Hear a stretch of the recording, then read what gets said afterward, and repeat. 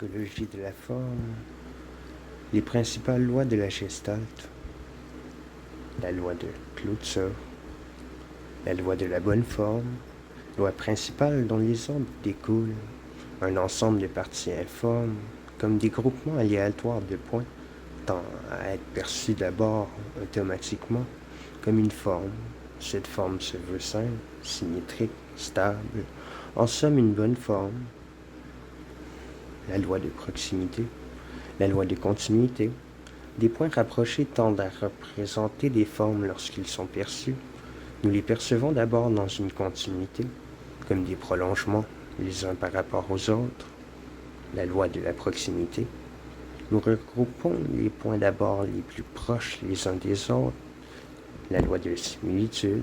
Si la distance ne permet pas de regrouper les points, nous nous attacherons ensuite à repérer les plus similaires entre eux pour percevoir une forme. La loi de destin commun.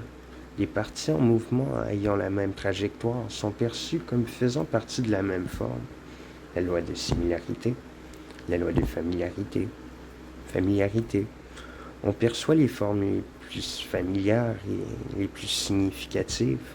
Ces lois agissent en même temps et sont parfois contradictoires. Les exemples cités appartiennent au domaine visuel. C'est celui que la communication imprimée permet de reproduire.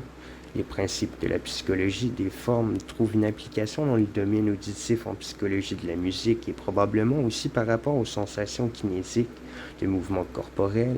Les lois de continuité et de similitude, par exemple, s'appliquent quand on suit un instrument particulier dans un ensemble orchestral ou une conversation dans un environnement bruyant. Dans les mêmes circonstances, la loi de familiarité fait entendre une voix connue, alors qu'on prête attention à une autre, un phénomène appelé l'effet cocktail party.